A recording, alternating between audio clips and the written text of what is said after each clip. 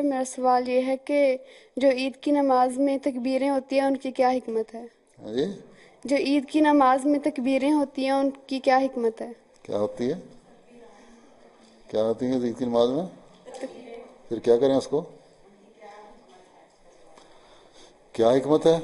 جی ایک تو پہلی بات یہ ہے جس طرح حضرت صلی اللہ علیہ وسلم نے ہم نے کر کے دکھایا ہم نے کرنا ہے. دوسرے یہ ہے کہ ان دنوں میں ایک اللہ تعالیٰ کی بڑائی کو زیادہ سے زیادہ بیان کرو، اس لیے اللہ اکبر کہتے ہیں نا، ٹھیک ہے، 7 دفعہ اور 5 دفعہ دوسری رکعت میں، ٹھیک.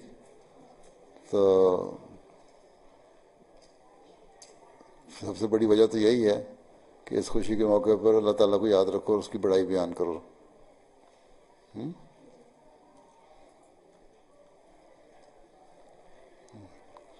ہاں السلام علیکم پیارے لیکن حضور. وہ ایک کسی نے بھیجا تھا پاکستان میں، جماعت اسلامی کے امیر صاحب نماز پڑھا رہے تھے عید کی، اللہ اکبر 5 دفعہ کر کے، تو بجائے ہاتھ باندھ کے سورہ فاتحہ کرنے کے وہیں سے سیدھے سجدے میں چلے گئے.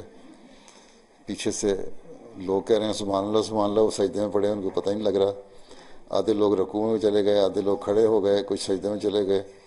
عجیب پریشانی پیدا ہوئی ہے. پھر پیچھے سے آواز آئی، ایک کوئی شخص کہہ رہا ہے الرکوع والرکوع ہیں. پھر وہ صاحب کھڑے ہوئے، امام صاحب امیر جماعت اسلامی، پھر انہوں نے کھڑے ہو کے سجدے سے سر اٹھایا، رکوع میں چلے گئے ایک دم.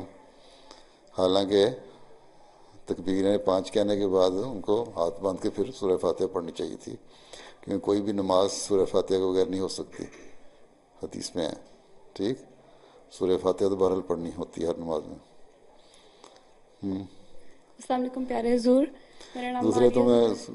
یہ کہو گی، پھر تمہیں یہ بھی بتا دوں کہ جب جو سورج کو گرہن لگتا ہے اس کی نماز جو ہوتی ہے خسوف، صلاۃ خسوف ہے، پڑھی ہے کبھی؟ اس میں اللہ، یہ تو ایک ہوتا ہے کہ رکوع 2 ہوتے ہیں، ایک نیت، پہلے کھڑے ہو سورہ فاتحہ پڑھو، سورت پڑھو کوئی، پھر رکوع میں جاؤ، پھر کھڑے ہو، پھر سورہ فاتحہ پڑھو، پھر سورت پڑھو، پھر رکوع میں جاؤ، پھر سمع اللہ کرو، پھر سجدے میں جاؤ. یہی وہ بھی یہی ہے کہ اللہ تعالیٰ کے آگے جھکنے کا اظہار ہے ایسی حالات میں جب چاند گرہن لگ رہا ہو. اسی طرح حضرت صلی اللہ علیہ وسلم نے ہمیں پڑھ کے سکھایا.